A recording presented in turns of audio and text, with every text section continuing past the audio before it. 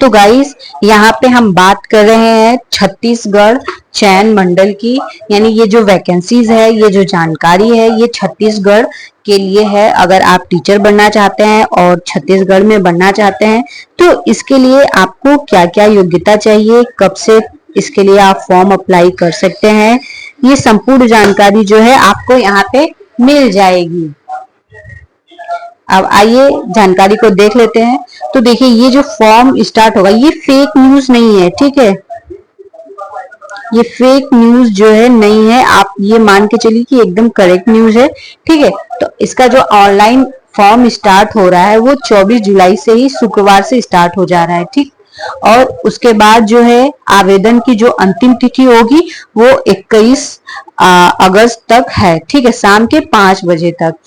त्रुटि मतलब जो गलती वगैरह हुई है वो आप 22 और 24 तक ठीक कर सकते हैं। परीक्षा की जो तिथि है संभावित, वो तिथि जो है, एक सेकेंड, हाँ, परीक्षा की संभावित जो तिथि है वो 11/10/2026 यानी 11 अक्टूबर को होने वाली है। होने वाली क्या है, मान के चलिए कि लगभग यही होने वाली है।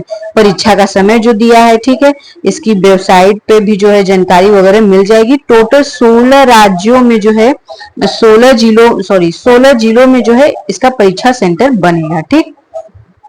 ये तो हो गया कि इम्पोर्टेंट डेट हम जान लिए। अब जैसे महत्वपूर्ण थोड़ा बहुत जानकारी है, आप इसको देख लीजिएगा। मैं इसका जो है पीडीएफ आपको टेलीग्राम में डाल दूंगी, आप इसको वहां से देख सकते हैं। अब बात करते हैं परीक्षा शुल्क की, कितनी फीस लग रही है। तो आप सामान्य वर्ग से हैं तो आपको 350 रुपए फीस लगेगी, सामान्य वर्ग। या अन्य राज्य के बच्चे, तो उनको कितना देना होगा, 350 देना होगा। और अन्य पिछड़ा वर्ग 250 होगा। अनुसूचित जाति, अनुसूचित जनजाति, दिव्यांग को 200 फीस देनी होगी। ये तो हो गई फीस की राशि, ठीक है। यहाँ पे परीक्षा परिणाम जारी होने के उपरांत छत्तीसगढ़ के स्थानीय निवासी परीक्षार्थी जो परीक्षा में उपस्थित होंगे उन्हें उनके द्वारा दी गई परीक्षा शुल्क की राशि उसी बैंक खाता में वापस कर दी जाएगी जिस बैंक खाते के द्वारा अभ्यर्थी ने परीक्षा शुल्क का भुगतान किया है। मतलब आप अगर छत्तीसगढ़ राज्य के हैं, वहां के निवासी हैं, तो आप की जितनी भी फीस लगी है, चाहे आप ओबीसी हो, आप जनरल कैटेगरी से हो, या जो है ओबीसी हो, या एससी एसटी हो, या जो भी हो, तो आपकी फीस रिटर्न हो जाएगी, ठीक है। उसके बाद पात्रता क्या होनी चाहिए, ये सारी जानकारी है, तो हम लोग आगे इसको देख लेंगे। और प्रवेश से संबंधित यहाँ पे जानकारी दी गई है, हेल्पलाइन नंबर दिया गया है, पाठ्यक्रम संबंधित जानकारी जो है वहां लिंक से ही देखना पड़ेगा, ठीक है। यहाँ पे जैसे ये भी दे दिया कि परीक्षा कक्ष में जाने के क्या क्या नियम होंगे। तो आपको क्या लेके अपने साथ जाना है, प्रवेश पत्र लेके जाना है, काला या नीला बाल पॉइंट पेन लेकर के जाना है, अपनी पहचान के लिए ड्राइविंग लाइसेंस, पेन कार्ड, आधार कार्ड या मतदान पहचान पत्र इतना लेके जाना है। फोटो युक्त मूल पहचान पत्र के अभाव में परीक्षा केंद्र में प्रवेश वर्जित रहेगा, ठीक। अब यहाँ जो प्रश्न पत्र है उसका टाइप भी दे दिया है कि टोटल 100 क्वेश्चन आएंगे, वस्तुनिष्ठ प्रश्न होंगे, ऑप्शनल होंगे, और प्रत्येक प्रश्न का 1 नंबर होगा और इसको हल करने के लिए 2 घंटे का समय मिलेगा। ओएमआर रहेगी, माइनस मार्किंग भी रहेगा, 1/4 यहाँ पे माइनस मार्किंग है और ओएमआर आपको भरना रहेगा, ठीक है। ये इतनी जानकारी थी। अब यहाँ पे इसके सिलेबस की बात करें तो ये देखिए इसका पूरा डिटेल्ड सिलेबस है। कुल अंक जो होंगे 100 नंबर के होंगे, जिसमें हिंदी 15 नंबर की आएगी, अंग्रेजी 10 नंबर की होगी, गणित जो होगी 15 नंबर की होगी, पर्यावरण अध्ययन 10 नंबर का होगा, बाल विकास एवं शिक्षा शास्त्र 15 नंबर का होगा। भाग स मतलब पेपर को 3 भाग में बांट दिया गया है। पहला जो है लैंग्वेज और ईवीएस गणित और अंग्रेजी रहेगा, दूसरे ब में बाल विकास ही रहेगा, तीसरा स जिसमें है सामान्य मानसिक योग्यता से 15 प्रश्न आएंगे, यानी रीजनिंग से कंप्यूटर के 5 प्रश्न होंगे, और सामान्य ज्ञान से टोटल 15 क्वेश्चन आने वाले हैं। इस तरह टोटल कितने क्वेश्चन हो जाएंगे, 100 क्वेश्चन हो जाएंगे, 100 अंक के होंगे। और एक चीज जान लीजिए कि 1/4 जो है माइनस मार्किंग है, माइनस मार्किंग निगेटिव, इसमें नंबर आपके कट जाएंगे, ठीक है। अब यहाँ पे ये पूरा डिटेल सिलेबस दिया हुआ है 15 अंक की हिंदी है, तो इसमें क्या क्या पूछा जाएगा। इकाई 1 में वर्ण विचार है, जिसमें स्वर, व्यंजन, अक्षर, वर्तनी, लिंग, वचन, कारक, संधि, काल सब पूछा जाएगा। और इकाई 2 में शब्द विचार के अंतर्गत शब्द रूप और शब्द रचना, जिसमें स्रोत के आधार पर शब्दों के वर्ग, तद्भव, तद्भव, तस्तम, देशज, विदेशी, ये शब्द कौन कौन से हैं, क्या हैं, इन सब के बारे में जानकारी रहेगी। अर्थ के आधार पर शब्द के भेद, मुहावरा, लोकोक्तियां, पर्यायवाची, विलोम, अनेकार्थी, ये सब आएंगे। इकाई 3 में जो है उपसर्ग, प्रत्यय, समास, अनेक शब्दों या वाक्यांशों के लिए एक शब्द होगा। पद व पद भेद में जैसे संज्ञा एवं उसके प्रकार हो गए, कारक, चिन्ह हो गया, सर्वनाम, विशेषण, क्रिया, ये सभी चीजें आएंगी। वाक्य के बारे में आएगा, पदक्रम आएगा, अपठित गद्यांश हो गए, बच्चों की भाषाई विकास की प्रक्रिया, मतलब थोड़ा क्वेश्चन जो है बाल विकास से भी इसमें रहेंगे। भाषा, बच्चों में भाषाई क्षमता, इन सब चीजों के बारे में रहेगा। समावेशी शिक्षा क्या है, ये सारी रहेंगी। ठीक है, उसके बाद इंग्लिश की आती है, तो इंग्लिश में कंप्रिहेंशन रहेगा, जिसमें कंप्रिहेंशन हो गया, ग्रामर हो गया, वोकैब हो गया।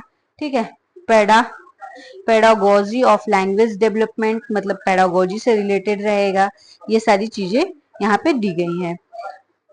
गणित में बात करें तो प्राचीन भारतीय गणितज्ञों का योगदान एवं उनके कार्य, गणित की प्रकृति, गणित सीखना एवं आकलन, दशमलव प्रणाली और पूर्ण, सम, विषम, अभाज्य संख्या, मतलब पूरा गणित जो आता है पीआरटी के लेवल का, वो पूरा यहाँ पे है, आपको पूरा पढ़ना पड़ेगा। इसमें क्या है, समस्याओं के समाधान की तलाश, मतलब थोड़ा सा जो है मैथ का पेडागोजी भी आएगा। आगे ईवीएस में पर्यावरण की समझ, पर्यावरण के बारे में बच्चों की समझ, पर्यावरण अध्ययन क्यों पढ़ा है, पर्यावरण अध्ययन का शिक्षण शास्त्र क्या है। ठीक है, ये सारी चीजें आएंगी। स्वास्थ्य सुरक्षा, पारिस्थितिकी तंत्र, पर्यावरण संरक्षण प्रबंधन, संस्कृति एवं परंपराएं, मतलब छत्तीसगढ़ में क्या संस्कृति है, क्या परंपराएं हैं, ये चीज भी छत्तीसगढ़ से रिलेटेड, मतलब जीके एक तरह से आएगा। ये पूरा हो गया हमारा बाल विकास का, जिसमें बच्चों के विकास के बारे में है, समावेशी शिक्षा क्या है, सीखना एवं शिक्षा शास्त्र क्या है, इसके अंतर्गत क्या क्या समस्याएं, क्या समाधान होते हैं, ये सारी चीजें आएंगी। अब समान अध्ययन, समान अध्ययन में क्या रहेगा, मानसिक योग्यता, मतलब रीजनिंग वाला ये सेक्शन है, आप इसको देख लीजिएगा। कंप्यूटर है, कंप्यूटर का परिचय हो गया, कंप्यूटर के प्रमुख भाग हो, ये 5 नंबर का रहेगा।